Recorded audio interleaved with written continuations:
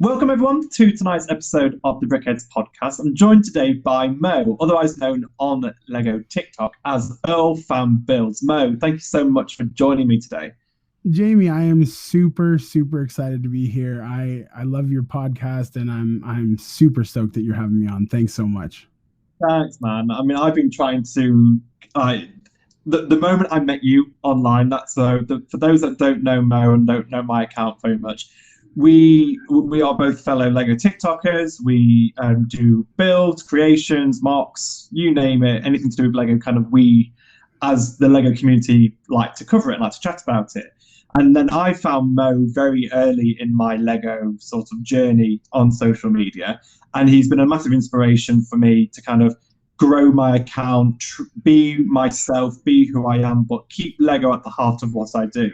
And if you already follow Mo, you will see he is not a character. He is himself through and through. He's very honest, and people love. I keep referring to you as the third person, but people love you for that. In the lives, you've got such a loyal following, and it's your true credit to the TikTok community, but also Instagram, YouTube, your podcast as well that you have. And I just want to kind of just hand over to you, just to basically tell us who you are, what you do, for those that may not follow you already. Where did it all begin? What was your journey? Well, okay, so first off, I just have to say that that was the nicest and kindest introduction I have ever heard. Thank you so much for those kind words, man. For me, Lego started, AFOLs, adult fans of Lego, we tend to have this the very similar stories, right? We get our first Lego set when we are young, we fall in love with it, we build as many sets as we can get our hands on, and then we go into the dark ages, right? Yeah. And that's when we get rid of the sets that we all wish that we had kept. My story is not any different than that. Except in the midst of my dark ages, I had a nephew, and my sister gave birth to this absolutely beautiful, wonderful little boy who was super interested in Lego, but kind of just all things Uncle Mo, At that time I was on, I was working on an ambulance, and then he wanted to be a firefighter, and I had bought him a Lego set, and of course he just became infatuated with it. So I started coming back fairly early. So I had stopped using and playing with Lego at about maybe 15, 16, and then picked it back up with him at about 1920. So there was only about 4 or 5 years where Lego wasn't in my life. But the thing is that little boy went through the same thing, and he wound up going into his dark ages. So then I kind of went back into my dark ages too. Like I had used Lego at that point as a tool to bond with my nephew, and when he was out of it, I kind of let that lapse again. And so unfortunately in 2019, he passed away at the age of 18. And so that really affected me, really affected my family.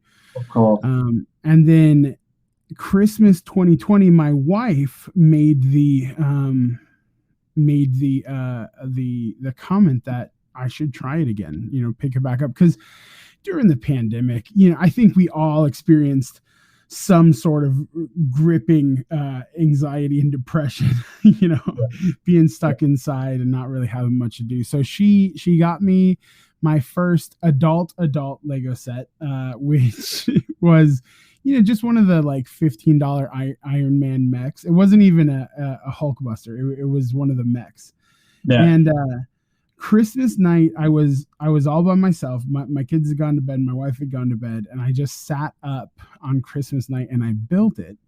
And I just, I felt like I got to reconnect with my nephew. I felt like my anxiety and depression were going away with every single click of the bricks. And I was like, okay, this is cool. So I woke my wife up at like 6 o'clock the day after Christmas, and with this kind of like, listen, this is what happened to me. This is what I'm experiencing. Like, and she said, I bet other people would experience that too. So we went out and we got a couple other sets, and that was how I started my TikTok. Originally my daughters were really, really involved in the channel, but then, for not so great reasons, we had to separate them from the channel just because there were some really terrible comments being made on videos and lives about them.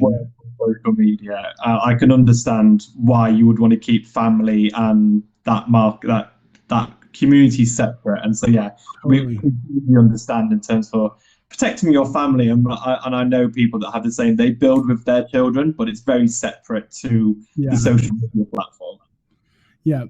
I will, because they are so into it. You know, to them, this is just the coolest thing, the podcast and the TikTok, and they've got friends at school who recognize me, so for them, I think for them it's more exciting. So they really want to get back in.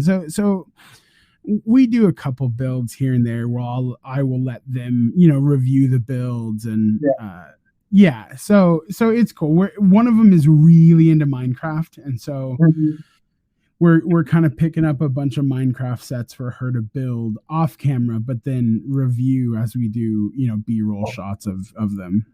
Nice. It still makes them feel involved, even like exactly. They are as much as possible, but they are part of that journey and part of. I don't want to call you a brand because you're not a brand, but that EARLFAM community that you have created so well. And it kind of leads me to my next question. So obviously, like, your fan base is amazing. Like, they're so passionate and so loyal to you as a person, as a creator.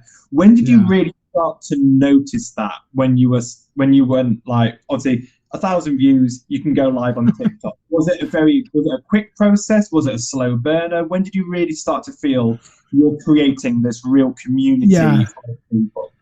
Well, I'll say this. We didn't really have a period of time. Like, I'm trying to say this without sounding like I'm fluffing myself up. So please forgive me. The fluff, honestly, it's like you work so hard. You big yourself up as much as you need to. That's why we're here today. So don't feel you're being over modest. Well, okay, so we didn't ever have the period of time before 1,000 views. Really, it was maybe a couple hours. We started, for instance, the first couple nights of building were like 20,000, 30,000 followers. So we started with the Harry Potter Hogwarts set, and from there it was just like literally overnight my wife was like, hey, you have 15,000 followers. And I was like, what is this? But then I wasn't aware of what a live, I'm so ashamed to even admit this, I wasn't even aware what a live was. Like literally I signed up for TikTok because my wife wanted to show me funny videos. And then when this all started, it was like, what do I do with a live, video? So I didn't use my ability to go live for a little while. I think 30,000 or 50,000 was when we started going live. And I did a couple. They were kind of weird. I wasn't really into it. And I had some pretty deep questions at that time about like what I believe in, like a purpose. And so I was really searching and grappling for what the purpose was behind all of this. And on my live, I had a woman who just started saying how depressed she was. She said, when you talked about your depression, because I only talked about it at the first video was all that I really talked about with like depression and anxiety. And she was like, you saying that and showing me this really helped me cope. And she's like, now I've bought, 200 Legos, and I don't know what it was, whether it was something in the water or what. And I just started going, listen, I remember her name. I don't see her on TikTok as often, but her username was JMac. And I remember going, listen, JMac, you are worthy. You are important. You are incredible. You're here for a reason. Like, I just started, like speaking life into this lady. Mm-hmm. And then you know how it is when you're on live, it's like, 10 views, 15 views. And then all of a sudden, when I started doing that to her, it was like at one point we had like 7,000 people on the live. Yeah. And keep in mind, at this point, I'm still at about 30,000 followers. So I'm like, this is a third of my followers, Yeah. And so I just started going hardcore into this. And,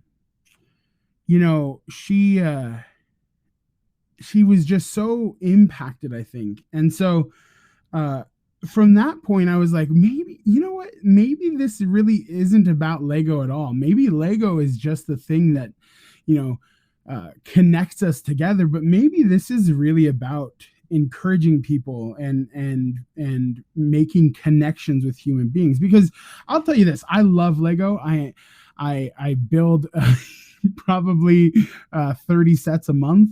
But I'm passionate about human connection. I'm not necessarily passionate about Lego. And so I just kept doing that. And then it was probably 2 or 3 weeks later, I got a message from another user who I had done something similar to. And she said, hey, listen, I was going to do something really stupid tonight, and you really helped me. And I'm sorry, I'm getting all worked up over this. And I said, listen, I did the same thing. You're worthy. I went through all that. But then 2 days later, she messaged me back, the most terrifying moment in my adult life. She said, it's not your fault, but I can't keep going. And I still get choked up about this. So I called the police. I said, I don't have anything to go off of here. Can you, here's her username. There's no fan mailbox, she had like 4 followers, and they kind of passed it off as like, look, we're going to do our best. I don't know. And then I get a call back from a neighboring county who said they located her off of a piece of mail on her, in one of her videos, on the desk in one of her videos. Wow. And she messaged me back later that night, and she said I had taken a bunch of pills and the police showed up, and I really appreciate you. And me and her, we talk to this day.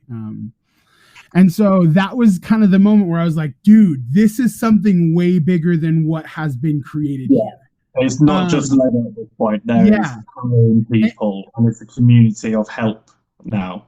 Right. And I think when that becomes the focus, that Lego is just the thing that we sit down, like you hear about this all the time with like D&D groups where they'll go and they'll play like Dungeons and Dragons, but it's really about the friendship and the connection that you get with those people.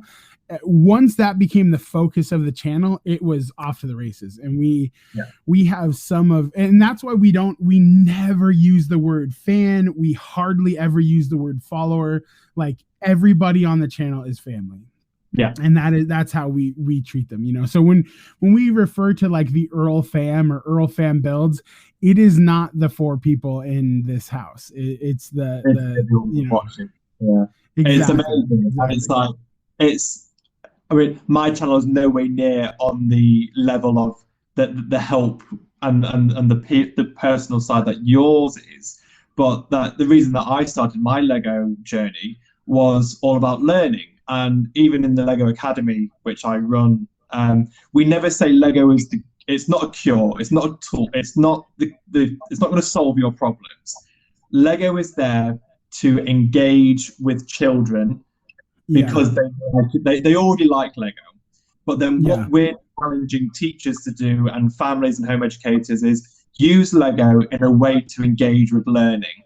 Now, obviously, it's a complete opposite side of the coin from what you guys do. But again, I am a Lego fan, but I don't just do Lego. I talk about Yeah, robotics, I talk about the power of engineering, communication, teamwork, family time, and that's what yeah, Lego can do. And as you mentioned, Lego is there as a bond.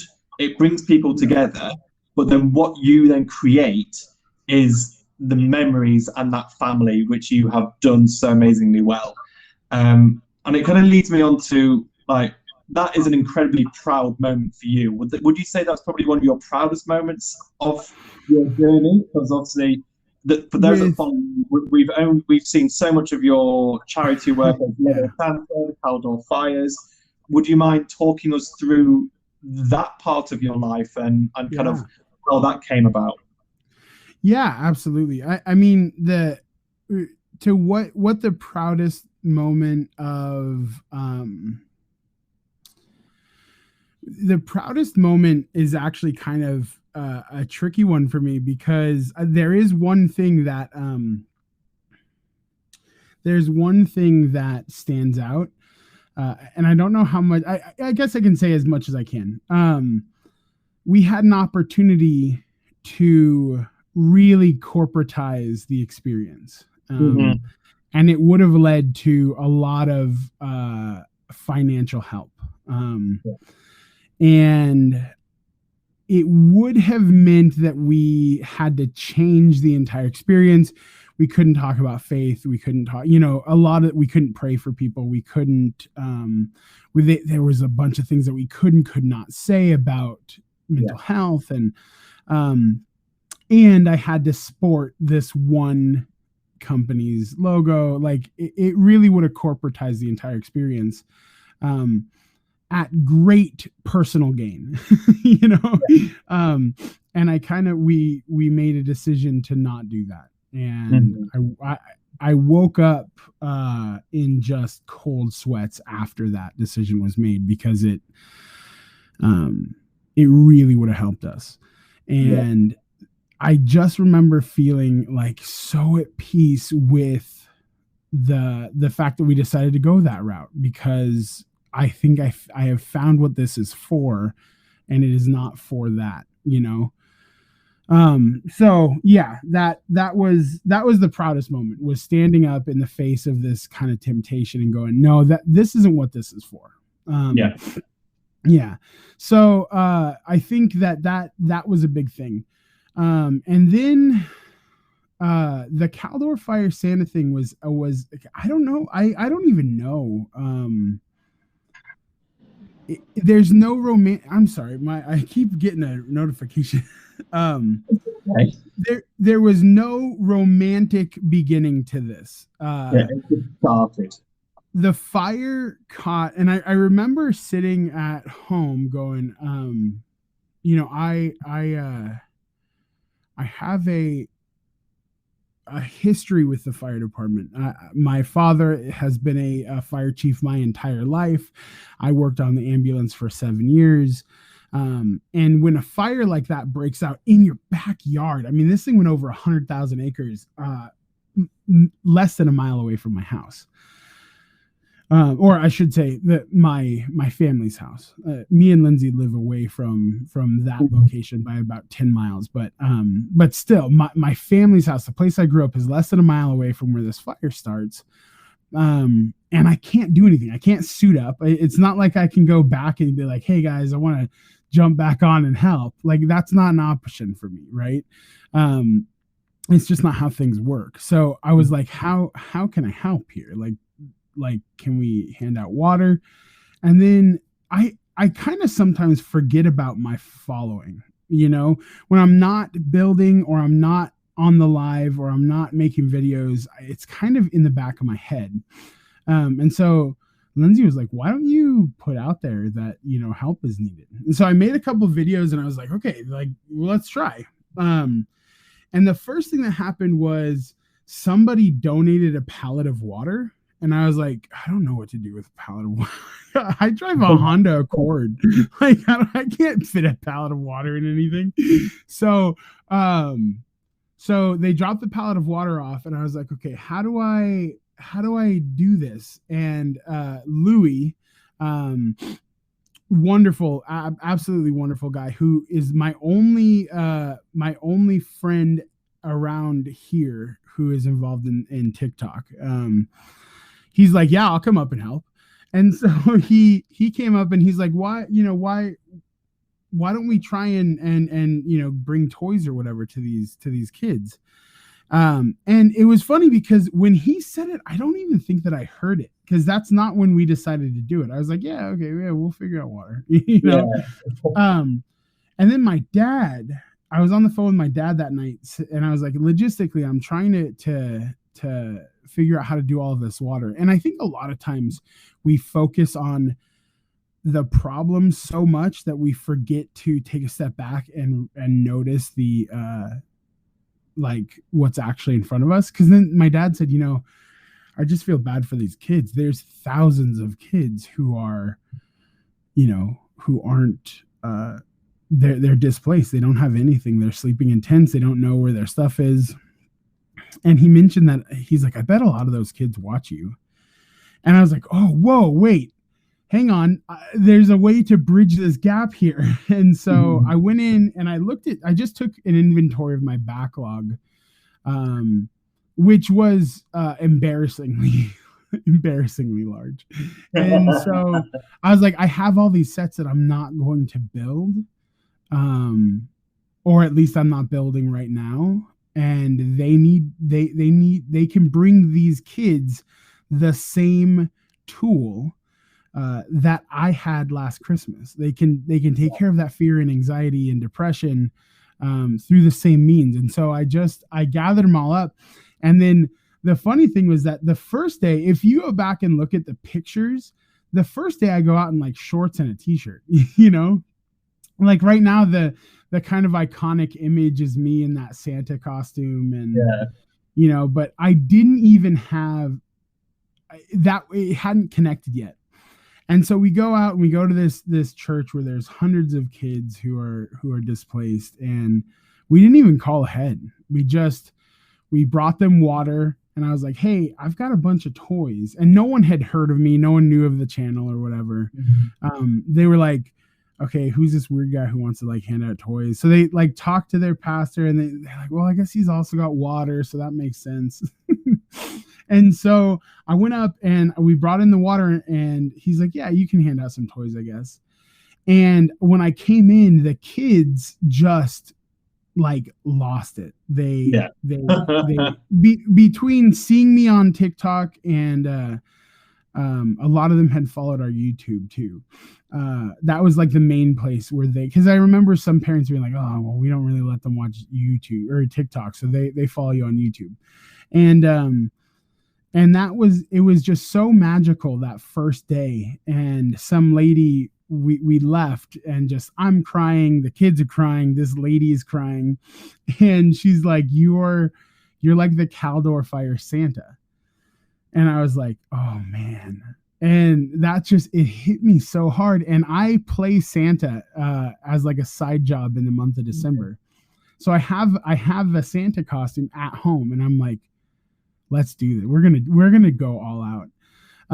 And so then we decided to take everything that, because I hadn't spent anything that our TikTok had made. So at this point, over the last 6-8 months, our TikTok had made, about $5,000 that was just sitting in TikTok. And so we cashed it out, and I went to that Lego store and I just went nuts. And I made the decision to go live while I was doing that. And it was interesting. It was an interesting live because I've never been on the run taking somebody live with me, and I couldn't read the comments. So Lindsay was there kind of reading the comments for me the best she could, but she was like, honey, there's like 10,000 people in the live and they all want to know what you're doing. And so I started explaining, and then people were like, if we send you live gifts, will you get more? And I was like, yeah, absolutely. Yeah, absolutely. So they started to just drop live gifts, and we went back out with a much larger load of water and toys. And somebody said, "Oh, here comes Santa on another smile run." Like that was their post. And I was like, "Oh my God, that's perfect." That's so nice. So I put on Facebook, I said, "Hey, where is everybody?" Because the thing that a lot of people don't understand about these fires is that it wasn't like everyone went to one place when they were displaced. Um, because of a lot of weird political loopholes and stuff, FEMA didn't get involved with this fire until way late in the game. Mhm. So there were literally people sleeping at gas stations, people sleeping at Walmart, I mean, there was up here, it looked like a third world country for a little bit, because there was, National Guard trucks everywhere, people sleeping on the floor. There's tents literally everywhere. People opening up their homes for firefighters. And I mean, it was crazy. So I put out there, said, "Hey, where is one place that everyone is?" And I got a couple locations. And so I went back out and we delivered that $5,000. And then, for me, I'm like, okay, that was a really cool thing. This is that's probably it, right? And then I got a call from Good Day, the news program. There's a big news program in the U.S. called Good Day, and they wanted to do a segment on me. And I'm like, "Oh wow, this is really cool." So we're on. I decided to put up a little donation page on there, and on our website, which is EARLFAM.com, and we had just built the site, just put the donation widget on, and I go on Good Day, and halfway through my spot on Good Day, which I was so nervous for, I don't know why, but I was so nervous. Halfway through my spot on Good Day, they come back and say, "Hey, your website is crashing." and I looked, and there was like another $2,000 or $3,000 that was donated. Wow. So we went in and we're like, "Okay, we're gonna go." And sometimes you just step out in faith. So we went out back to the Lego store. We had about $2,000 this time, and we wound up ringing up for about $5,000. And Lindsay was like, "Are we covering the rest of this?" And I was just like, "I'm not. We're on live. I'm not gonna not do it." So we wound up going over budget by about $3,000. Just going like, "Okay, is this gonna be okay?" And the community responded to hearing that conversation by like, "Listen, we're gonna go way above that." So then like another like $7,000 came in. And it didn't stop. It just felt like it didn't stop until everyone went home. And so finally it kind of crescendoed on this really cool event where there was hundreds of kids at one location, and it was like kind of a park barbecue sort of situation. And we went out there with the whole team. There was like 5 or 6 people with us. And we handed out, the last one was probably close to $8,000 or $9,000, just worth, all these new toys. And so we handed out all those. We got Lego and Pop It, because honestly, it got to a point where we showed up at the Lego store and they were like, "Listen, we love you. We love what you're doing, but you're completely wiping us out. Like, we don't have," they're like, "I don't want to say this, but you can only take one of each set." And we're like, "Oh no, what do we do?" So we at one point we completely wiped out our local Walmart. There was no Lego on the shelf anymore at that Walmart. Yeah, it was so by the end of this event, we wind up dropping around probably $30,000 worth of just Lego, and an additional probably, I want to say maybe $2,000 or $3,000 in Pop-Its. Yeah. But the thing is, like, and this is what I try and make my message about, is like, no matter who you are, no matter what you're doing, you have something that you can do to help make this world a better place. And if you just dive into that, if everybody was just like, "Look, here's what I do. I write poetry. So what I'm going to do is I'm going to write a poem for this random lady on the bus." the problem comes is when we don't value our own work, right? So like you're not going to do that because you don't value your own poetry. I really struggled with going, I have something to give to this world, and it's this message of using Lego for mental health. And when I decided to believe in that and step into that, it was like a week before the fires happened. And I, if I hadn't had that realization, I don't know if I would have been out there doing that. Because it's kind of nerve wracking to show up and go, hey, I have all of these gifts to give all these children, and a lot of people look at you like, who are you, Yeah. And thank God the kids got it, and so, but yeah, my message has always just been, you're important. You have great, incredible purpose, and whatever we got to do, let's get you to step into that. Yeah, it's a phenomenal story, because I knew part of that story, but I think the issue with TikTok is, even if you follow an account, you're not going to see every single video. Yeah. And I think hopefully if people listen to this podcast, they will suddenly see that story in a much bigger light, because I hadn't realized the sheer amount that was donated. I knew you'd given a lot away, but I just had no idea that it was in the thousands of dollars. Roughly, off the top of your head, any idea of how many sets that equated to? I mean, I would say probably somewhere between 700 or 800 sets. Because you got to remember, we gave away, the smallest of the sets were in the $80-$90 range. It wasn't a full tiny creator. Yeah. They were the big sets. Yeah. I think one of the smaller sets that we gave away a lot of was we gave away a ton of the Creator 3-in-1 spaceships. We gave away a ton of the Creator 3-in-1 carousels. We gave away a ton of Winnie the Poohs. We gave away a ton of the bigger Minecrafts. I mean, we went through, we gave away X-Wings, and, we did also, we did get a couple smaller sets, like especially in the beginning when we weren't sure what the response is going to be. We got some of the battle packs, like we got a couple 501st battle packs, and, that type of stuff. But, a lot of brick heads. So I guess probably I the problem is I couldn't even try and guess how many. We took SUVs full of Lego, like just full of Lego. In fact, the second or third news story, I think it was the ABC news story, they were like, can you just do the news story from inside your car?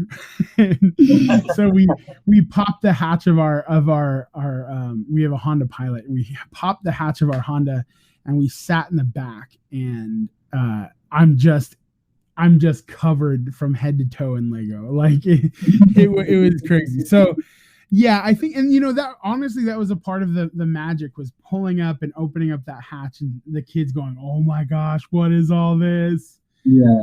It's so cool. So yeah, it was really cool. And what's amazing is it hasn't changed your account, it hasn't changed your content or you as a person, because you may find that sometimes if people do a really generous act like that, they start getting a little bit high and mighty, thinking I'm a better person and I've done this because totally, yeah.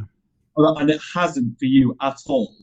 Do you find that did your audience change at all, the old fam on your account, or have they kind of, you just grown more of the same type of people, or did you notice a type of change? Well, the biggest change was that the following became localized. So we got another 100,000+ followers from California, where I live. So that was the biggest thing. We have been a huge international account. So only if you look at our stats, only about 50% of our following is actually in the US. Mm-hmm. the rest is all over the place. But then when you go even more granular, only about 1 to 2% was from California. So really not a lot of people knew about us here in California. That changed pretty abruptly during the Caldor Fire Santa stuff. We got followers. Now, it's probably a good 20% of our followers are just Californians. Fantastic. It's so good to hear that they're now supporting you as a local, like a local hero. Like you came in at a time of need with positivity, and you came in with help from a much bigger community, and now you're part of their community. It's like they'd never heard of you before, but doing this selfless act, it's like welcome. Like you are part of what we are as a state, which is fantastic. Yeah. It's a blessing in 1.5 million ways, but it's also kind of I don't know, it's a different experience completely, because now it's like, I'll be out at lunch with my wife and someone will come up and want to talk in the middle of that lunch, and it's just kind of like, oh, okay, this is weird. Or we've started carrying around 10 or so little sets in the car with us, because kids will come up now and they'll be like, hey, I saw you did this really cool thing. Do you have any Lego? And it's like, actually I do. So, but yeah, there's a whole training period for becoming localized, which I was not prepared for. Yeah.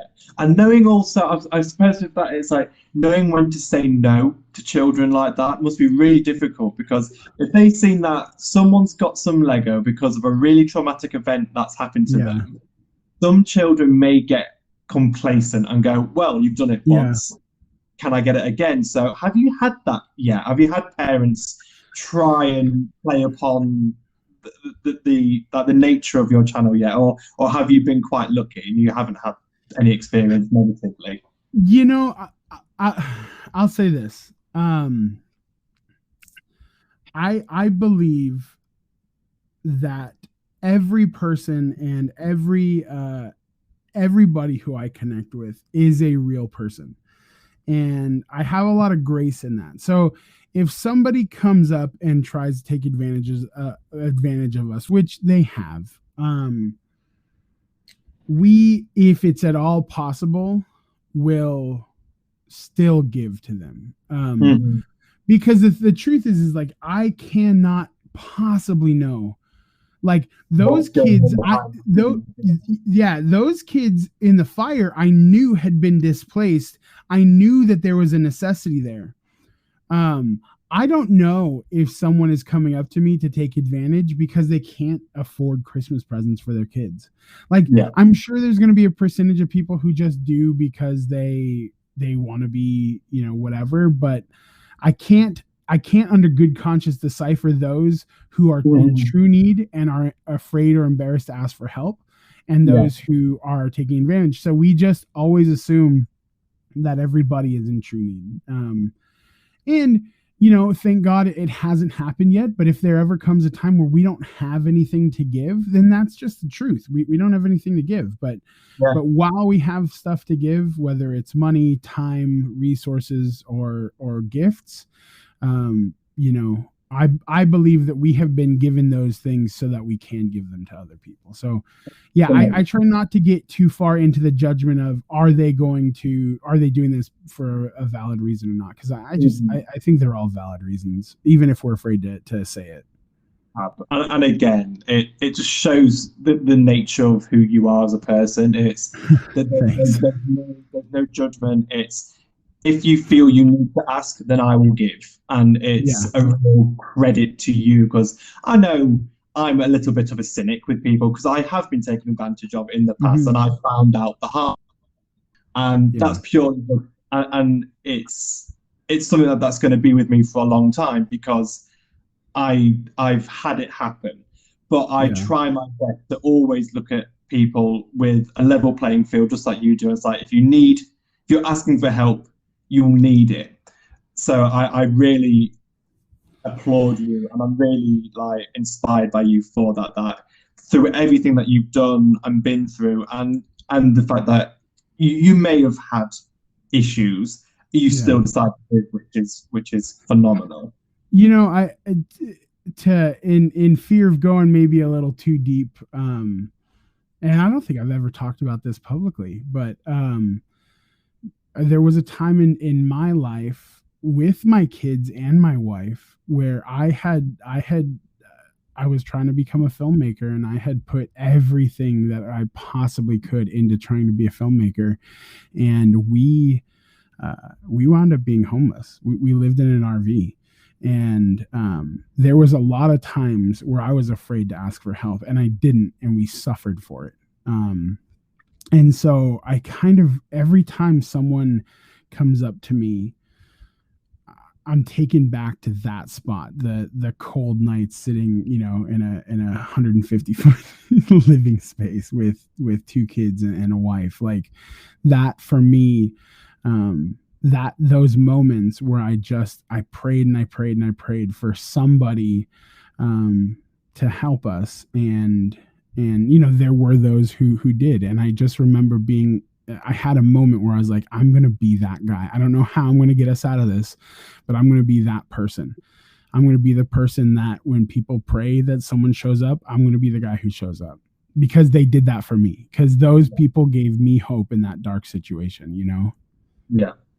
And it's funny because then you're like, okay, but how do I do that? And we climbed out of that hole and we made things work, and we got into a regular living life. And then then all of a sudden, it wasn't all, it was probably 4 or 5 years later, but then the TikTok comes along, and all of a sudden I have this place where I can help people who are in need. So yeah, but I get it. I get being afraid to ask for help. It's not a fun place to be. Yeah, exactly. And it's why it's why I do the fundraising for Movember, hence the disgusting mustache at the moment. But it's like it's beautiful, my friend. But not to go into too personal reasons, but there's been a lot of issues with men's health in my family where people have refused to ask for help and really struggled with it and really been on a dark place. So for stuff that you're doing where it's just, if you need help, ask for it. And I'm a massive advocate for that, as long as it's coming from a place of honesty and truth. And it's kind of, I could talk about that for hours in terms of me too. But let's bring it slightly back to like the social media side and kind of what people probably know you for more at face value. In terms for kind of what has happened on your journey, obviously, I was generally so upset for you guys when obviously you lost your job with the marketing team that you were working with. Yeah. And I was in your live that night. I don't know if it happened just a few days before, but you could really see you were struggling, and you could really tell that was when you needed the family to come together and just give you some positivity and give you some hope. Totally. What was that moment of kind of, I'm going to get through this, I'm going to try something new, that kind of led into your new ventures? Obviously now you're doing the bath bombs and the scented candles and all that sort of stuff. What was that what was that inspired by? Was it conversations with people? Was it something you spoke about with family? How did that come about? Well, we I think that the ingenuity is bred from necessity, right? And so I remember on that specific night, there was a bunch of questions of like, what does tomorrow look like? Yeah. And still, honestly, there's all those same questions. What does tomorrow look like? But we had this conversation come up about why Lego was so therapeutic. And the truth is that anything that you do in your life, as long as it's healthy, the more senses that it takes up, the more therapeutic it is. It's called immersion therapy. And so Lego is so highly, highly therapeutic because it one, it unlocks both your left and your right side of your brain. which is highly unique for a toy. Most toys will only unlock one or the other. You think about like the STEM toys, or you think about like a lightsaber, like they very specifically only open up one side of the logical side or the artistic side. Um, Lego happens to be something that opens up both sides. So it unlocks both sides of the brain. It also utilizes your sense of feel, right? While you're building, it utilizes your sense of sight while you are building, and it totally involves your sense of hearing. That's why like Lego ASMR is so big. And then I thought, how cool would it be if we could get one more scent in there, or one more sense in there by incorporating this scent. So we had this idea. We were building the Winnie the Pooh set, and we were like, okay, what if we were building this set, which, you build a Winnie the Pooh's home inside of an oak tree. What if we created a candle that smelled like oak and honey, so that while you're building this, it kind of helps immerse you even more into that build. And people, they loved it. They loved that concept so much. But you're kind of limited with Winnie the Pooh there, right? There's one Winnie the Pooh set. So we were like, what's a theme that we can really dig our nails into and explore in this sort of way? And it was Harry Potter. And we were like, oh my gosh, you could create all of these very unique scents that people could build and light these candles and kind of immerse themselves in this build. So we did the first ones that we did was we did the restricted section, which kind of smells like a library. Yeah. And smoke and leather. And then we did butterbeer, which we actually wound up getting a spoiler alert, you can't use butterbeer. That is a trademark thing. So we got hit with a cease and desist on that. And so we changed it. Yeah, we changed it. We made really sure not to say like, these are Harry Potter candles. Like you can't say that. But we were like, wizard inspired butterbeer candle. And they're like, nope, can't. Young boy with a scar set. Yeah. Yeah, exactly. So we changed that to buttered beer, and we sold 2 packs of those. And that was the first time we were like, okay, wow, I can make what I made in a month off of a couple good lives with one really good product. And so that we were like, okay, let's do more candles. We're going to do more candles. And then I found this out because we're brand new at this. Never, ever, ever try to be a candle maker in the holiday season because you just can't get product. So we were like, okay, we can't get wicks. We can't get, container jars. This is hard. So we decided to do wax melts in the interim that were shaped like Lego. So we had little Lego pieces. We had little minifigs made out of wax, and we're like, okay, this is really cool. So people bought those up, and then we took everything that we had, and we invested that into purchasing the stuff to make the candles, and just praying that they would show up. They did show up, so they wound up getting here, and we're like, oh my gosh, this is so cool. Meanwhile, we kind of out of necessity again, we're out of wax melts, we're waiting for the candles to show up. What can we do? So we bought a bunch of stickers, and people started buying the stickers, and we had an incredible follower who was like, I had just put it out there, I was like, I'm really thinking about trying to get a Cricut vinyl cutting machine so we can make our own stickers. And he bought it for us. He bought us the Cricut machine. So yeah, which was absolutely amazing. So then we're like, okay, so we've got the Cricut machine, the candle stuff had arrived. So we're a full blown like merch shop now with Lego scented candles, Lego scented wax mounts. We have Lego vinyl tumblers, which say like Master Builder, and we've done Lego TikToker customized mugs with your username on them. And then we wound up doing Lego Haul canvas bags. You know, they're yellow like the Lego brand, but they're really sturdy canvas, and they say Lego Haul on them.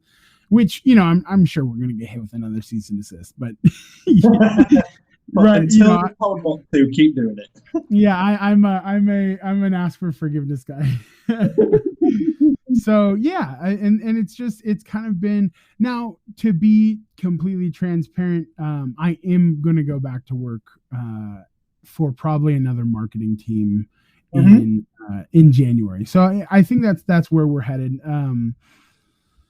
Because while sales have been good, we kind of sat down and looked at things, and we, you know, this is probably because of the holidays. You know, people are preparing for Christmas, they're buying a lot more. So while we're making enough right now, I don't know if that will carry on. So and you know, like I said, being in that place where I had made decisions in our life that put us in that spot of being homeless. My boundary is I won't ever do that again. So I will always make sure that we're stable, even if that means that I have to go back and get another job, you know. But right now it's been amazing.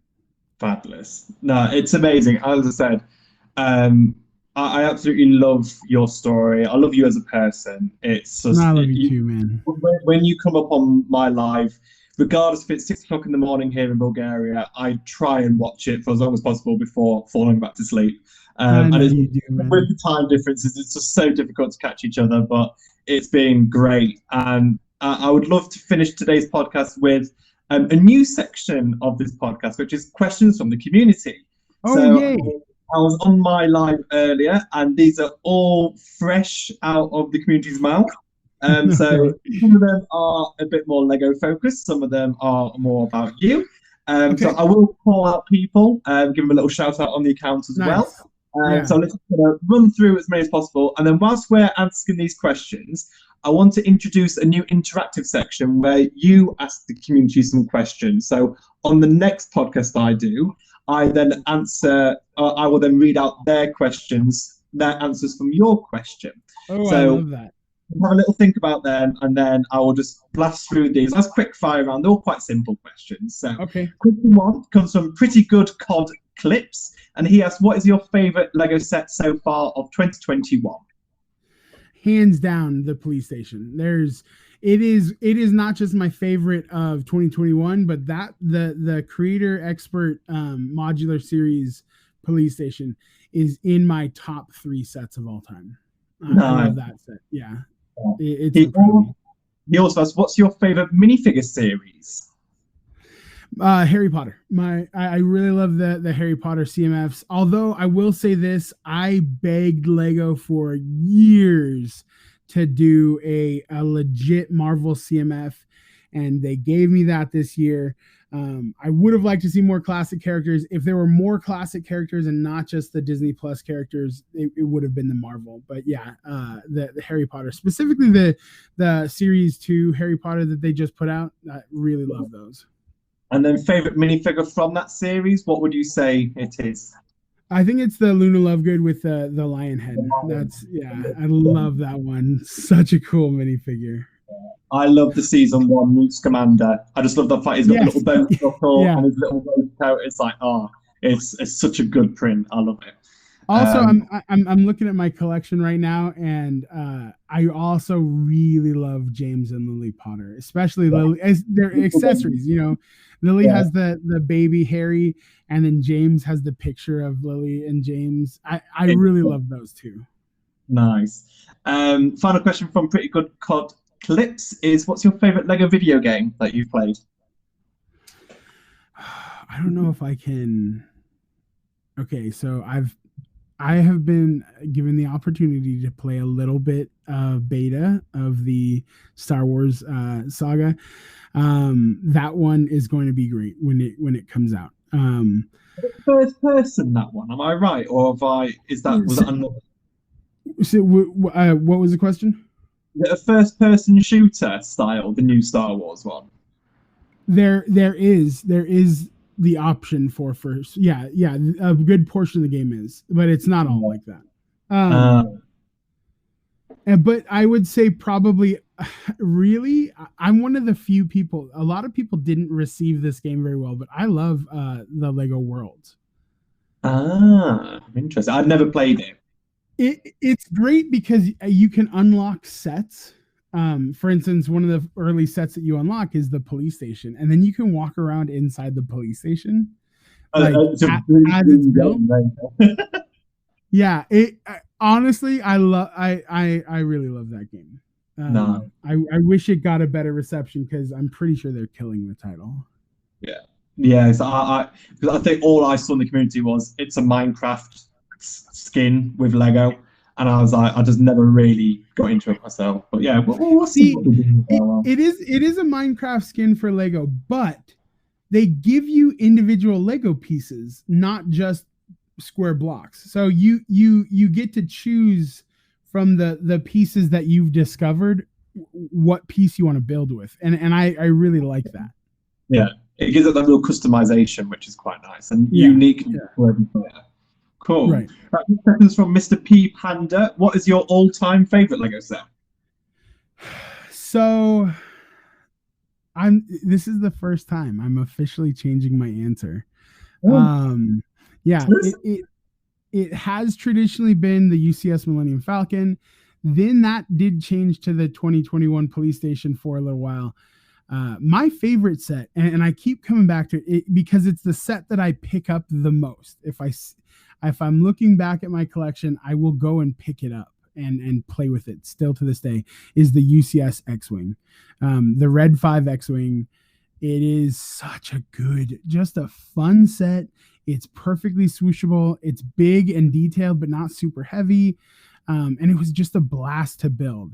So yeah, I think the UCS X-wing.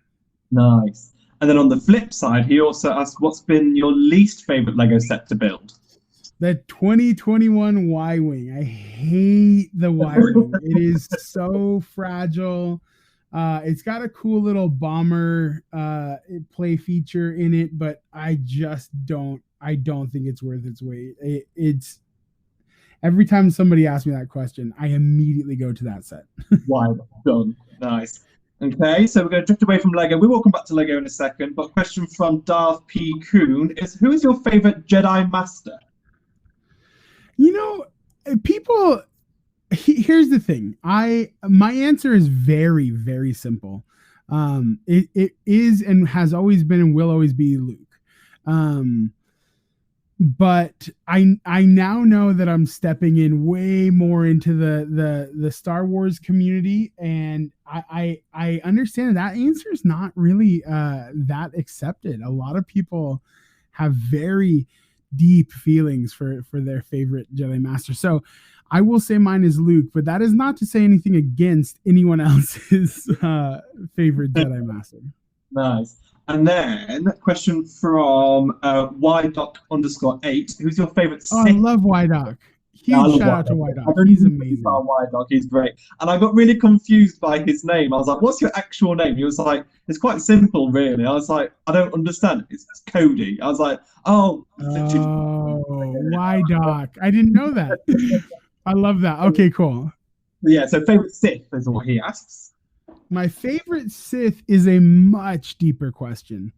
Um, my favorite Sith would probably have to be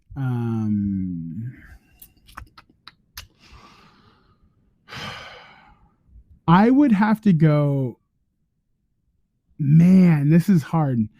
I love the sisters, the Lost Sisters or whatever they're called. Love them, love their characters, love their plot on Mandalore, love all that. That whole storyline really got to me.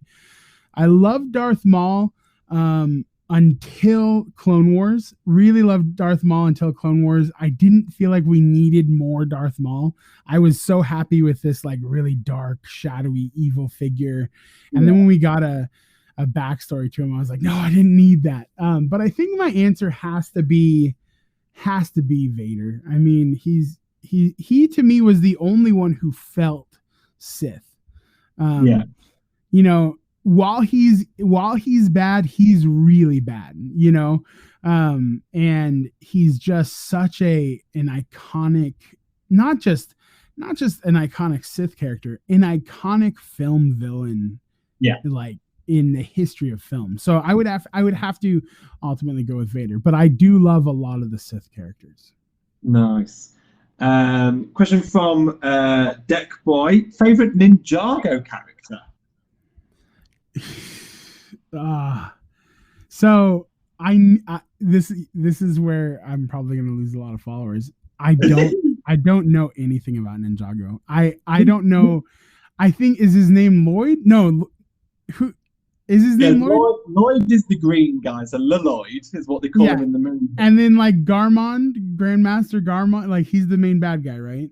Oh, his dad, yeah, Garmadon, and then you've got Garmadon, Kai, Nia, Zane, Cole. Yeah, I'm spitballing. I don't know Ninjago either. It's not a set that I'm collect. I don't know the show as yet. So Ninjago came in my dark years, and I never picked it up. I was a huge Bionicle fan, but not a Ninjago guy. Play. Question from one of my favorite usernames for tonight. Vegetable Burrito 07. Yes, what is your favorite Lego movie?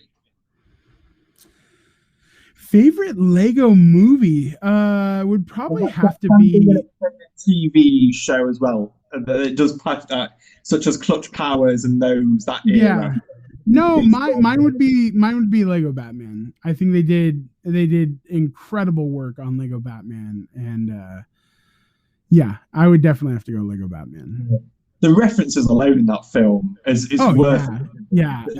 If you're even remotely a Batman or Lego fan, that movie is the movie. Yeah, it's so good. Another question from Vegetable Burrito. I just love saying his name. What's been your favorite Lego helmet or bust? So this new Adults Welcome set with like the Star Wars helmets, Venom, Carnage. What's been your favorite one so far? Can it be one that's unreleased? Yes. Okay. I need to preface, I'm not officially with Lego, so like they can't be mad at me, right? They are coming out with a Luke Skywalker's Red 5 helmet, which I think just in the early images that I've seen blows away all of the other helmets. Absolutely that one.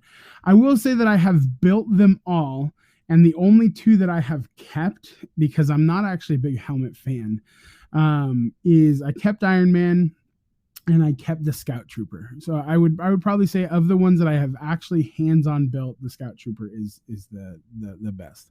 Nice. Because from Ashoka Bricks, favorite Christmas themed set. I like this question because I've not been asked. I love this question too. Favorite Christmas themed set. Okay, so going really obscure here. It's one of my dream sets. I don't have it. They're very, very exclusive. But there was a Lego Store employee special. It was a gift to Lego Store employees. And it was a candy cane colored X-Wing. That is hands down my favorite Christmas set. But if we're talking about the ones in the Christmas theme, then I would say that the 2021 Santa's Visit takes the cake for me. Beyond the Elf Clubhouse, beyond all the other ones. And it's kind of confusing because Lego released 2 Santa Visit sets. One was back in 2013, I think, 2017 maybe. So not that Santa's Visit, but the one that came out this year with the house, Santa slides down the chimney. There's a cookie recipe. I mean, it's one of the best sets I've ever built. I love the ingenuity behind how the roofs work. Love that set. Absolutely beautiful set.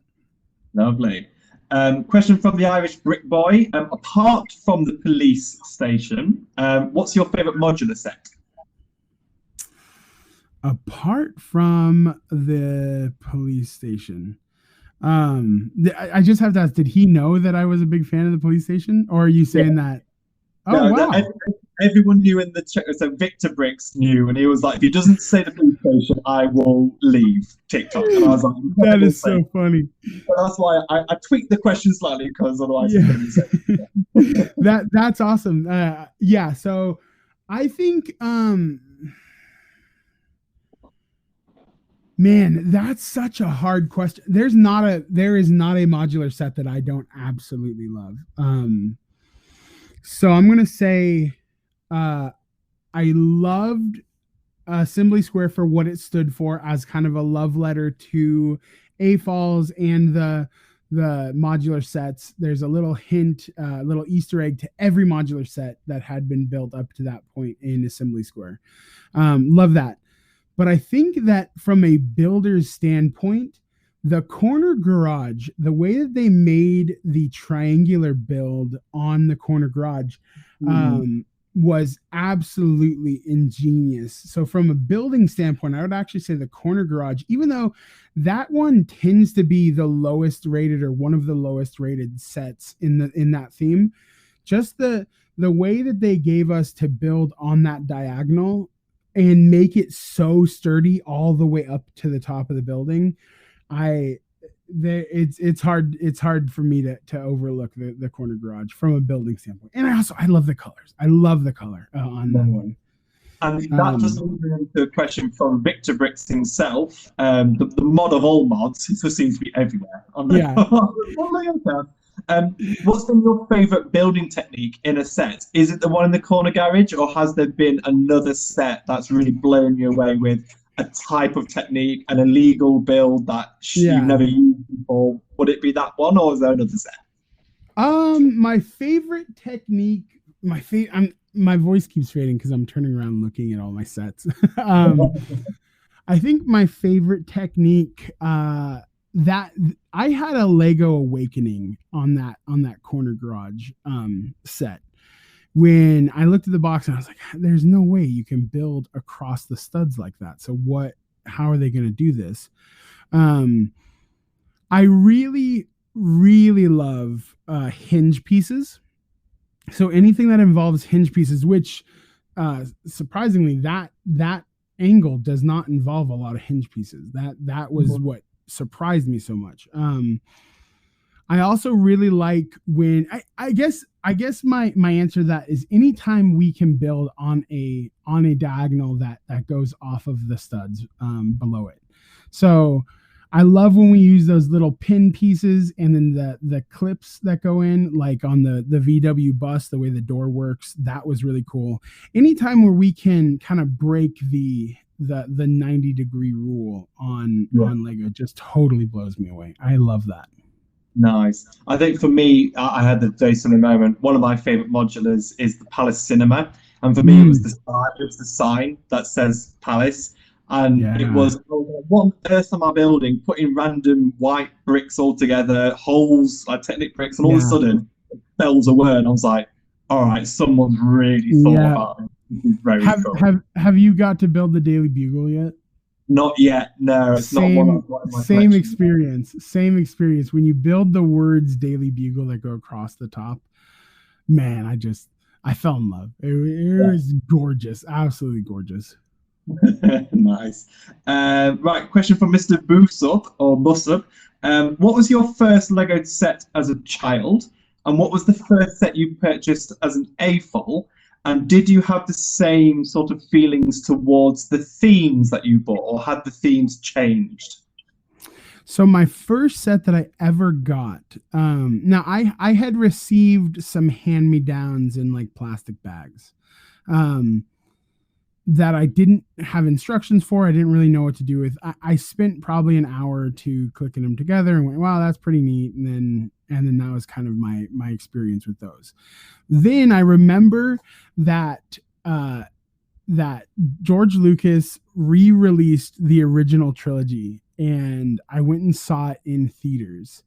And at the beginning of at the beginning of Phantom Menace, there was this there was this thing for Luke Skywalker's X-wing, It was the very first set that was ever done in the Star Wars line, and I had to have it. And I asked my mom, and I asked my mom, and I asked my mom, and she got it for me. And it was just like, that was when my imagination came to life. And I was like, this is it. This is the set. So I'm looking at that set right now. It is, nothing will trump that feeling.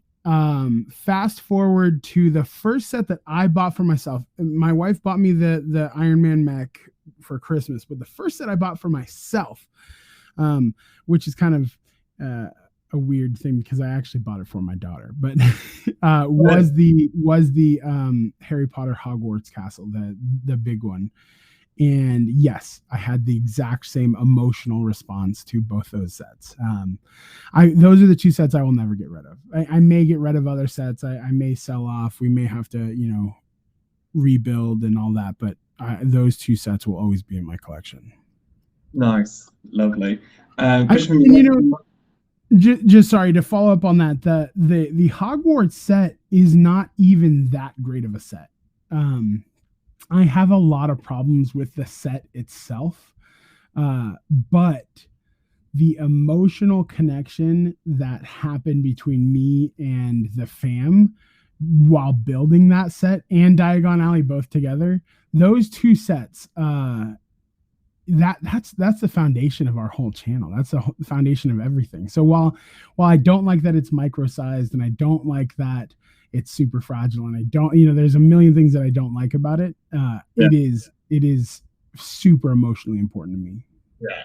And for me, it's the reason I hate Hero Factory, not because of the build, not because it was like a follow-on to Bionicle, but when I worked at Legoland, we used to have a building space which was called the Hero Factory, and it was just dump bins filled with Bionicle style pieces, Hero Factory, where people could then build their little robot and put it on display. Now, they couldn't take it away from there. They weren't allowed to take them home. They had to leave it for the people to build.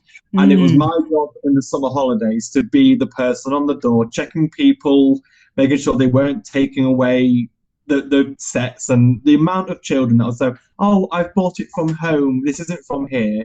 And I'm like, I know you haven't. Please leave it. And you just see their little face just distraught because they've spent an hour building this thing.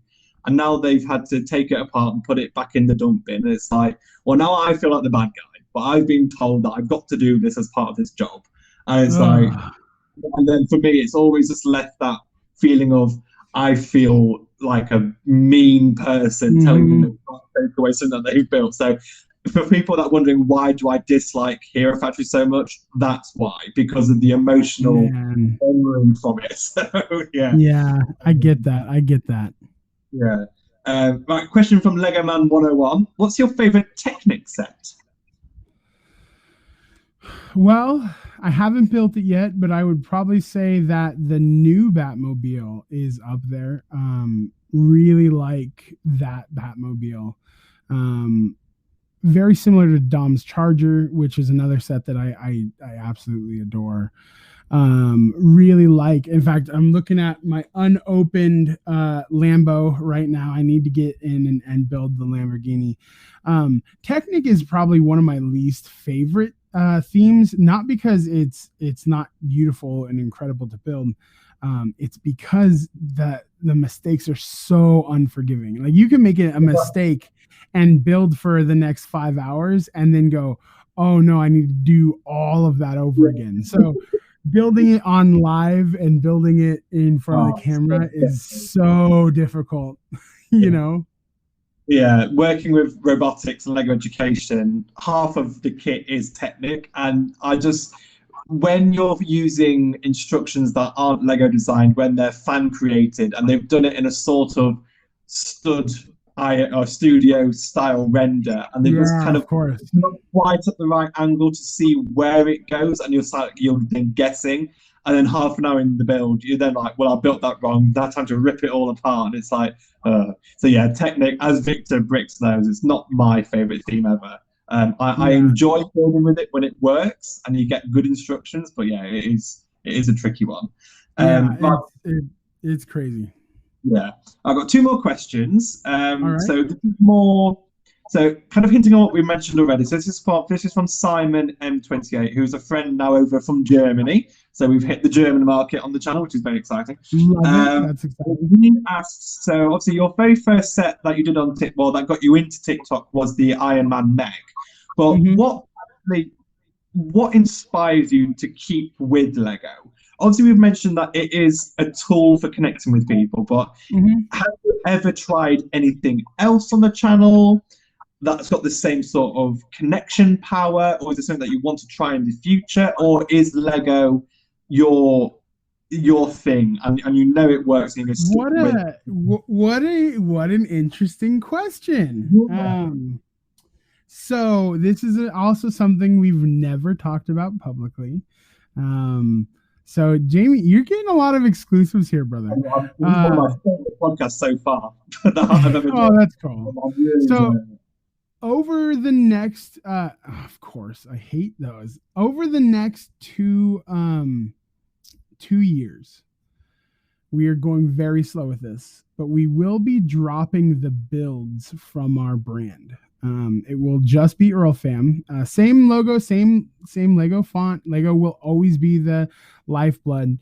But we are branching into a bunch of other nerd culture things. Star Wars nerd culture, movie reviews. We're even going to be doing some cooking stuff. Yeah. So yes, yes and no. It will always be a part. It is something that truly brought the fam together.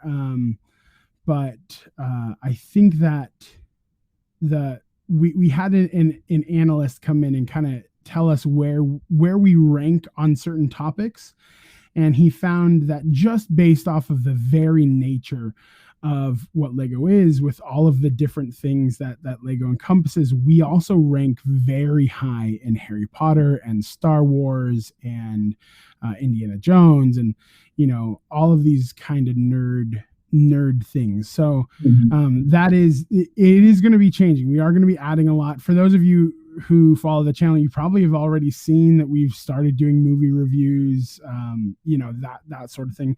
I just got my first lightsaber, my first like legit lightsaber. So we're going to be doing unboxings and stuff like that. So yeah, it is going to change and grow. The evolution, I think, of content is such a beautiful thing, especially with the podcast and all of that. It's a wonderful, now changing it from EARLFAM builds to EARLFAM is easy. One thing we have not decided how we're going to manage is right now our podcast is the Brick Talk Lego Fan Podcast.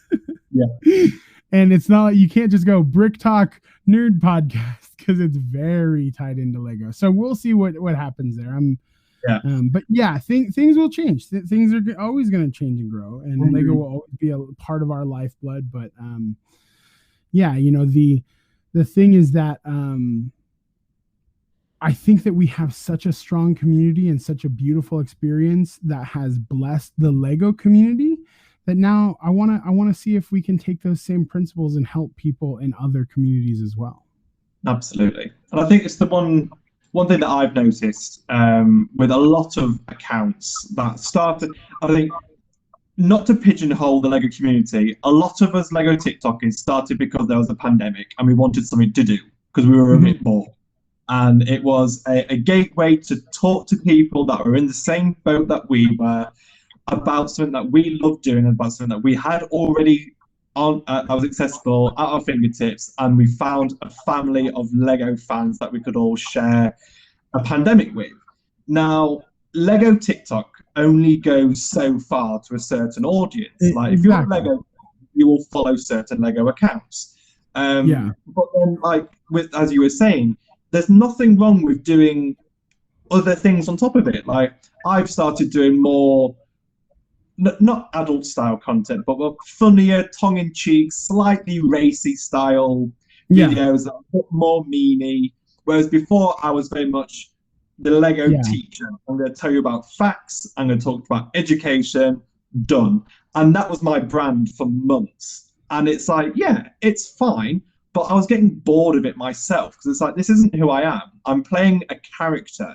and I want to really branch out into more showing people who I am, which is when I then started doing the odd sing along or a video from my garden with my cats, Yeah, talking exactly. about and yeah, it's only natural for once you hit a certain level of not just following, but a certain level of interactions and creativity, people need to try something new. So it's the Yeah. reason why the podcast is now the Brickheads podcast and not the Brick Educator, a playful learning podcast, because it's not Yeah. about learning anymore.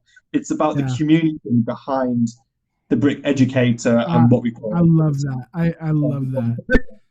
so the fact that Yeah. you're deciding with the Earl fam makes complete sense. But as you mentioned, Lego will still be at the heart, but for the value of Lego, not Yeah. just here's a brand new set, we're going to build it. It's about Exactly. Exactly. engagement, putting together, communication, creativity, and you show all of that doing a Yeah. movie review, doing a cooking video, because Yeah. it's one of Exactly. the values that Lego stands for. It's about coming together and having fun. So Well, whatever you decide to do. I'll tell you this, Jamie. The one of the most precious interactions that I have had from this community is with a woman. I'm going to give her a shout out if you don't mind. Absolutely. Her account is Cece's Pizza, like the restaurant. And she is somebody who will message me almost every day with like some sort of like words of affirmation or like you can do it, like that type of stuff. And I sent her very first Lego set. She's not even a Lego fan. She doesn't build. She just stumbled on the live one day and never left. And early live, very early live, where we were like all Lego all the time. And so my connection with her has kind of taught me that this isn't actually a Lego community at all. Like I think she coined a phrase, or maybe it was Chris Dridgeable Plum. You know Dridgy. One of them said, "Came for the Lego, stayed for the family," and I just was like, "Oh my God, how beautiful is that?" Yeah. And I have developed these very real, very human connections with these people who I would have never met before. And now me and Cece talk about God. We talk about friendships. She's huge into musical theater, and it's about our relationship is about all of those things. And we don't even mention Lego, but yet she is a part of this, a huge, massive part of this community that we have built. And so that kind of opened my eyes to like, this is really about us as growing as humans together in a community. And I think maybe pigeonholing that into Lego specifically may be doing a disservice. Maybe the community is bigger than that. Like incredible, beautiful people like Cece, who, found us by accident. How many people out there like that, who aren't a part of the fam because we're a Lego TikTok, Yeah, exactly. And it's being able to connect to complete strangers that, as I said, that they aren't looking for anything in particular. They just stumble upon your account and suddenly find a new friend. And that for me is the power of social media. And the power of TikTok just brings people together. And I would have never met you. And I happily refer to you as my friend from America, that I've met via social media, via TikTok. And it's fabulous because I'm almost, part of me is thankful for the pandemic in a really strange way, because without that, I would have never started this. I would have never met all these amazing people that I have, because I was bored one day. I thought, let's jump on TikTok. I've heard about it. What is it? And I found you. I found Rossman Creations. I found all these amazing people. And it's like, I'm just thankful to have this new family that I can talk to and be nerdy with. It's great. Well, and I feel like that was the thing that honestly, because I'll say this, above everyone that I have, people talk about how I've been able to help the community and help people with their anxiety and depression. But I will say this, the person who has been helped the most is me. Like Mhm. these people, I didn't know you could meet friends. Like I thought that people who you met on TikTok were just people that you had on TikTok. Yeah. I didn't know that these would be people that I would cry with, that I would laugh with, that I would text at 1:30 in the morning when I was having anxiety attacks. Like I didn't know that these people would become actual human connections. And Mhm. so, I kind of entered this so nonchalantly, and I'm so grateful for it, because if I had known this was going to happen, I would never have been brave enough to do it. Never Yeah. would have been brave enough to do it.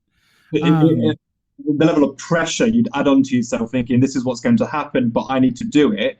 The fact that you've just flown with it and you've kind of just embraced the change and what's happened, and it's all come out to where you are today. And I agree. It's just the feeling of it's self-help, and it's like yeah, you're helping other people whilst they're subconscious, well, not subconscious, but they don't realize how helpful it is for us as creators to be able yeah, to help them.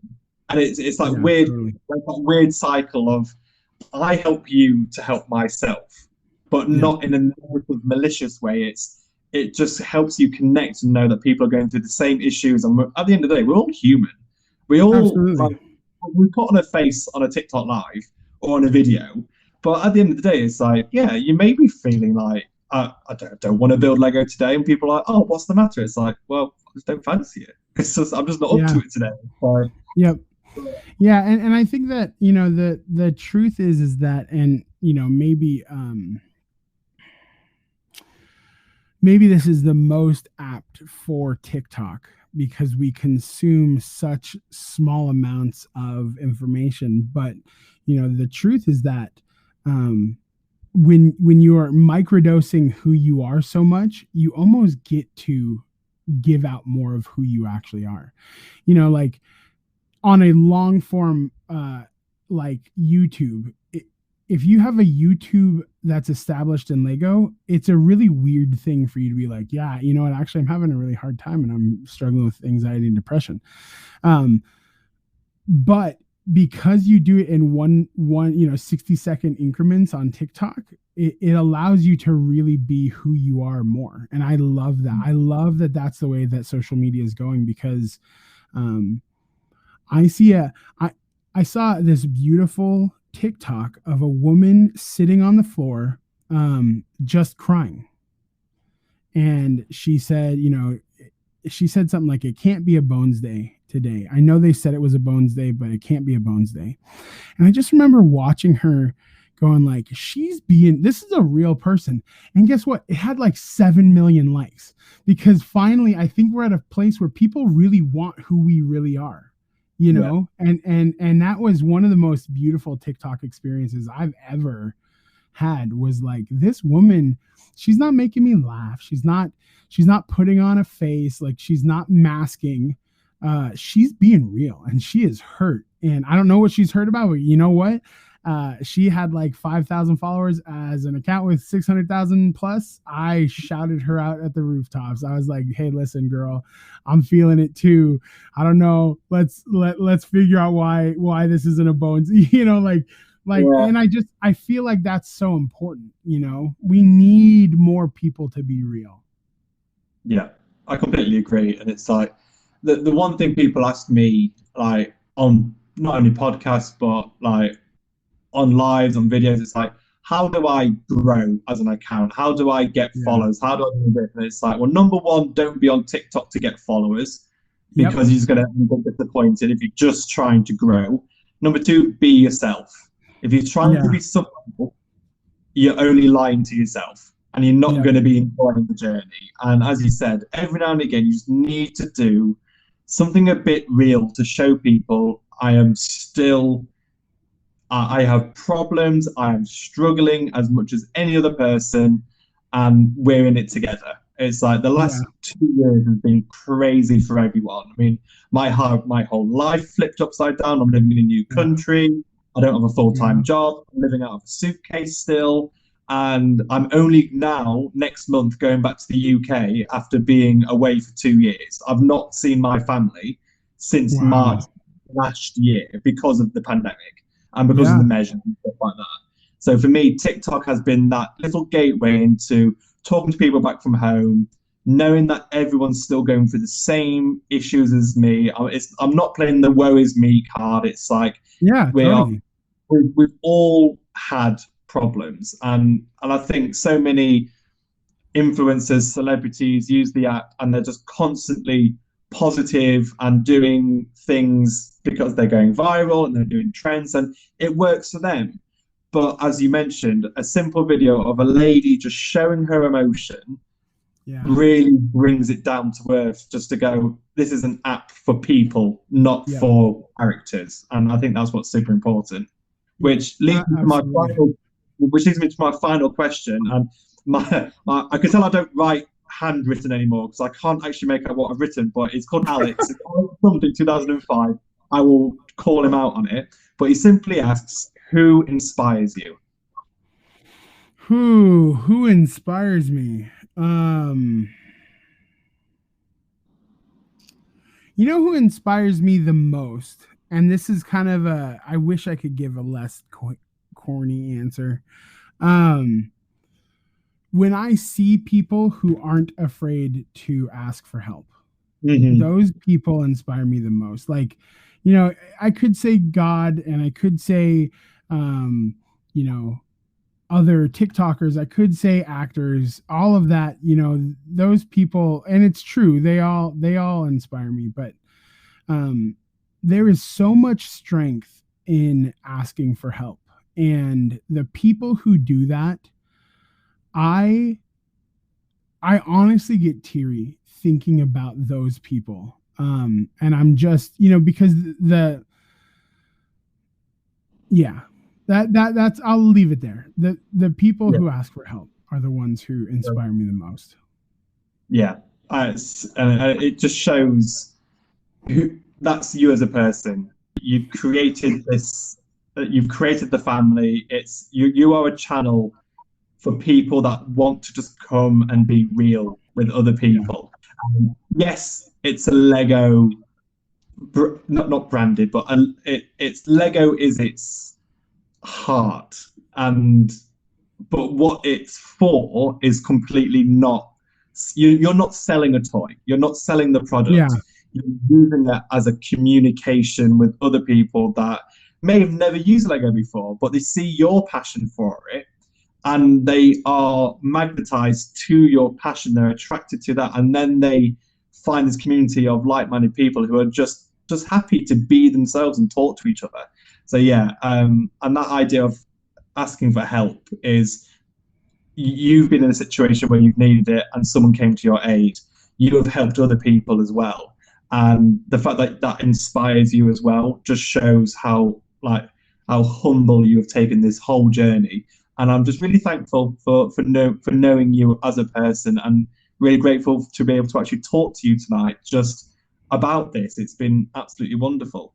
It So absolutely has, Jamie. I love you so much, man. You are such a bright, shiny light, not just in the darkness of this world, but specifically in my life. And I'm grateful that we've met. thank you, man. I love you, buddy. It's really lovely to just open up and get to find out more about you as well.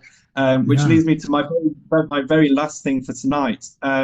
What questions did you have for the community? What would you like to know from them? So we'll do this as the interactive segment. So if Yeah. you want to just chuck You out know some what? questions, and then we'll let them answer it, and then I will then read them out in the next episode.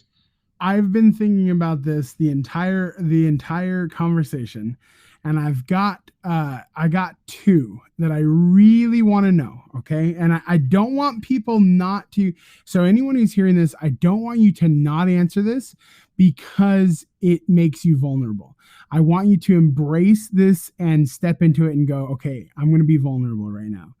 I want to know one thing that you love about yourself. One thing that you love about yourself, absolutely love about yourself.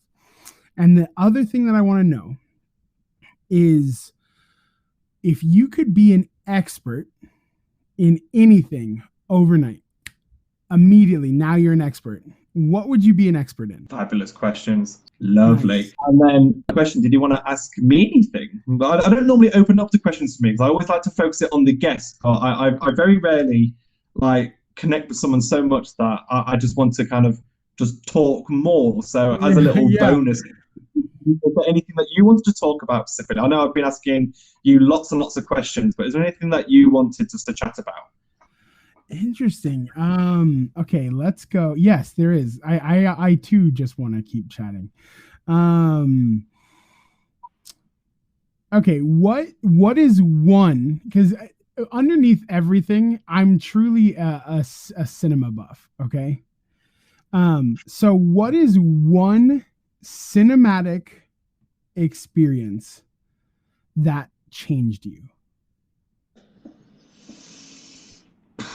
Wow, that's a question.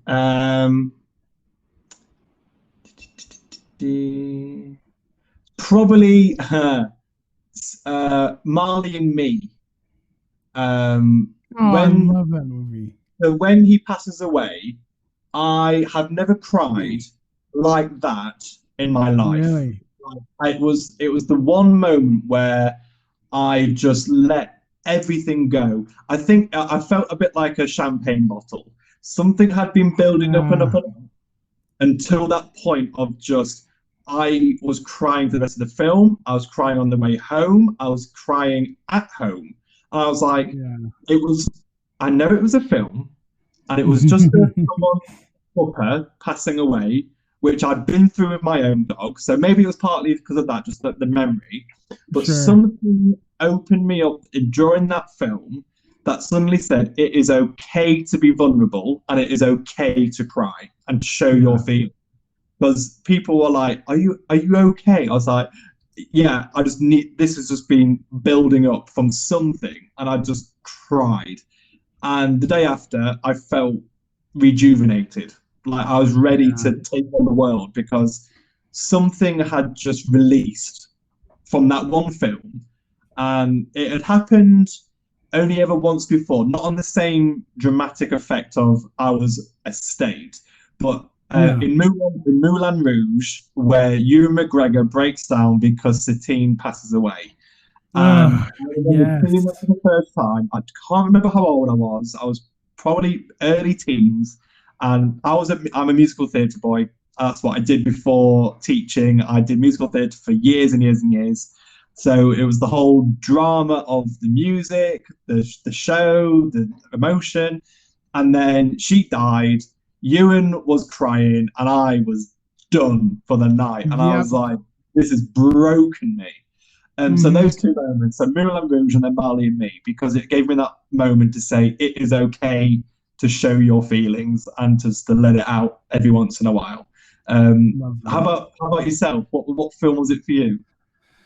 Well, so I remember from a technical standpoint, um, it's so funny looking back on it, but the film Citizen Kane, when Mm-hmm. you figure out what Rosebud meant, um, I had this moment where it's funny because it almost felt like, you realize all of a sudden you're sitting next to a poisonous snake. Like I had this moment of like he was in the room the whole time. Oh my god, like and it moved me so much emotionally. And then I it was the moment that I realized that writers and directors and actors can do that. Like that's a power that they have. And I was like, oh wow, like this is storytelling. And so that one moment sparked my passion for storytelling.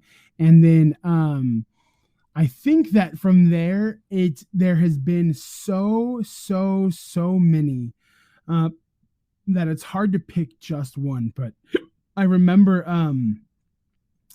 I learned everything I needed to know about friendship when Han shows up and saves Luke on the Death Star in the last final minutes of A New Hope. Mm-hmm. He had left, there was no hope, and then he showed up, and like it was this very much like that's what friends are for sort of feeling. So that was one. I also loved in that moment, Harrison Ford does a very un-Han Solo sort of thing where he does this like, woohoo, like, he's super, super happy about showing up. And like, even though for me, Han Solo in that moment probably should have been like another I know moment where, I love you, I know, but it wasn't. And you could see the excitement in Han Solo. And I just remember being like, I need friends like this. These are the friends that I need. And so I have tried to be that for every friend I've ever met. So that moment really changed me. And then I think the grandiosity, if that's a word, I don't know if that's a word, the scale of Lord of the Rings. When I first saw Lord of the Rings, just the world building, the costumes, it was the first, because like even think back to Star Wars, right? There's a total little bit of forgiveness where, Alec Guinness sparks up his lightsaber and it's very clearly like a jump cut from like, we don't have a blade on this thing to now we do. Like there was a bunch of those little movie, it's a movie. You're going to have those things.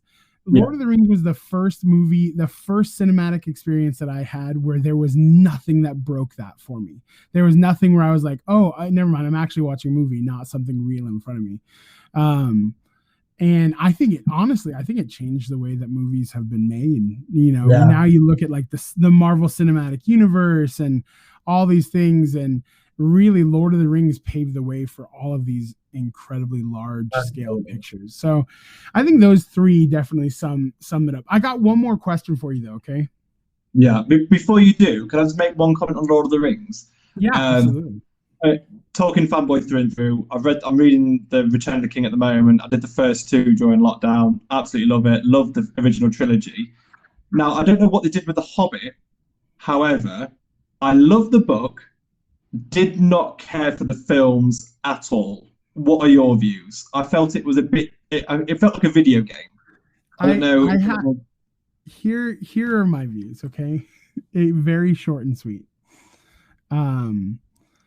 I left about 30 minutes into The Hobbit and did not go back and finish it or watch the other ones. That was my. I thought you see filmmakers, even TikTokers, every sort of content creators, we fall into a trap of like, okay, this thing was successful. So what I'm going to do is I'm just going to find a way to do that again. And we oftentimes, here's the truth, and I will be completely honest with my own platform. A lot of the times we don't know what made things successful. My followers have told me what makes my page successful. And they're all things that I never would have thought. I bought a really nice camera and I have this really great audio system and I got the Lego pieces on my desk. None of it matters to them. None of that matters. And I feel like what they did with The Hobbit was Peter Jackson said, oh, I got these really nice cameras and I got this really nice, I put the Lego pieces on the desk and I'm going to recreate all of that and completely miss the heart of what was supposed to be. So I don't ever like to talk about anyone else. I don't like to yuck anyone's yum. I don't like to talk bad about art, but it was not for me and I probably will never go and watch it. Yeah. No, you don't need to. I agree. The first one, the first half hour of the first Hobbit film, and you get the best of in that first bit with Martin, and Ian McKellen being Bilbo and Gandalf. I mean, I will give the Riddles in the Dark is a phenomenal scene purely for the acting, and it's very Lord of the Rings-esque. The rest of it, it's not for me either. I will say this: the only other piece that I have watched, because I'm a huge, massive, disgustingly large Benedict Cumberbatch fan, is I have watched all of the Smaug scenes. I have gone on YouTube and watched all the Smaug scenes. And I've watched all the behind the scenes of him as Smaug, which is just fantastic. Like, so good. Yeah, so good. I love Benedict Cumberbatch like more than anything. So I think But yeah, just was not for me. It was not for me. Yeah. Okay, so my final question for you, okay? What is one thing you love about yourself, Jamie? Um, for me, it's also my biggest negative trait at the moment is I always put other people before myself. And I've Sure. always been like that. I've always been very selfless, and I've Mhm. always gone, well, what do you want to do? I don't mind. I'm easy. What do you want to do? What makes you happy? Yeah. You do it. And me and my wife have got into so many arguments because of that, because she's just like, I don't care what I want. What do you want to do, Jamie? And it's Yeah. like, oh, I don't mind. What do you want? What is whatever is easier? And the last 2 years, I've really been able to go and put myself first with, look, I want to do this. I want to do a podcast. I want to do TikTok. I want to do Instagram. Yeah. I want to do merchandise because I want to do it and because I want to learn something. I want to try something and I want to learn from my mistakes and I want to fail so I can bounce back from it. And I've not ever put with the social media stuff anyone else in the limelight of I'm doing this to prove something to someone. I'm doing it to prove to myself that I can do something. Yeah. And Totally. it's really difficult for me to do that because I've always been, as I said, a people pleaser. I've always worked for someone else. I've always had a manager. I've always had a boss. And it's about doing what they want me to do and doing it well. This is the first time where I've been able to go, I'm doing this to prove to myself that I can do something. And at the Mhm. moment, that's what I'm really proud of, the fact that I've not been doing this for any gratification or doing it for a payment or doing it to prove to someone that it's not a job. This is Yeah. purely passion for me and Love as that. a trick to learn with. And I'm always on about the thing I always teach in the Lego Academy is you never stop learning. And if you think you have, find something new to learn Love because it. the moment you stop learning, it's just because you've fallen out of love with something. So find a new passion. Like literally yesterday, I did a 2.5 hour mead making course online. I was invited by another fellow TikToker who's about to launch a brand new business. He was looking for people to do a test run. I was like, yeah, cracking. Would like to learn how to make mead. Why Yeah. not? Great. And literally, when I go back to the UK, I'm getting all my granddad's old winemaking kit. I'm going to start making mead because why not? And it's like, I yeah, love that. I'll do it. So I love that. that's what that's me. And it sounds a little bit selfish if it's coming from, and it's not coming from a selfish place or an egotistical place. It's just I've Yeah. always been in a position where my purpose has been to please people, whereas now I can do this purely to prove to myself that I can do something, and that's what I'm particularly loving about myself at the moment. How about I you? think that I think that's beautiful. Um Me. I pride myself on one really cool thing, and I try not to ever go uber spiritual here, but um I had somebody come up and approach me and say that I give Jesus hugs. Oh, um, oh, they said if I was ever, if I was alive on the time when Jesus walked the earth, I imagine his hugs would feel like yours. So I think, just I really pride myself on having the ability to love a person for who they are. Um, no matter what that means, all your flaws, all the terrible things you've done, all the funny things you've done, like you're a human, and I just love you for that. And I express that in my hugs. I want to mow hugs now. Yeah, we got to do it, man. I'm coming over there.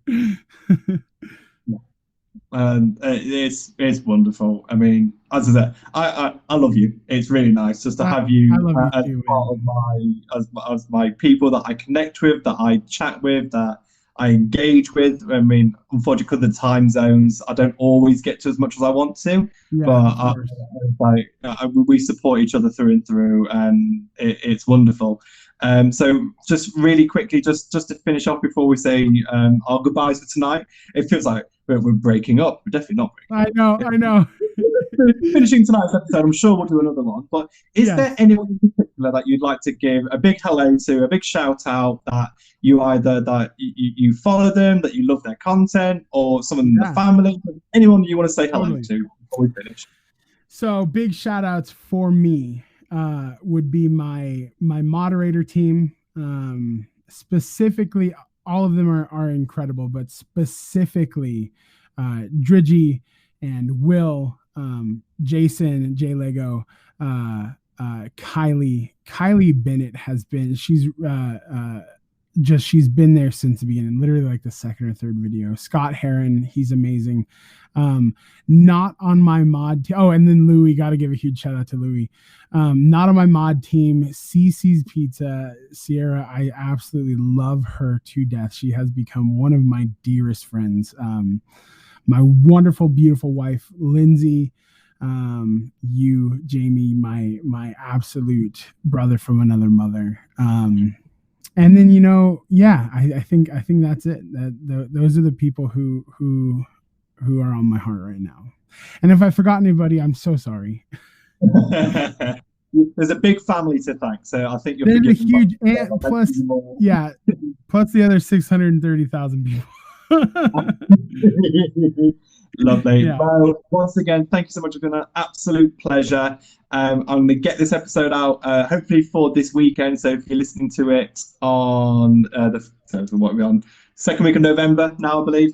Then you'll be for listeners. As I said, there'll be a video coming up to answer your questions. So the two questions Mo wants to hear from you is, what do you love about yourself? And if you could be an expert in anything overnight, what would it be? So we're really looking forward to hearing your responses, duet stitch, make a video on TikTok, post it on social media.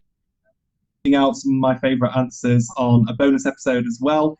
And Mo, just once again, thank you so much for tonight. It's been an absolute pleasure chatting with you.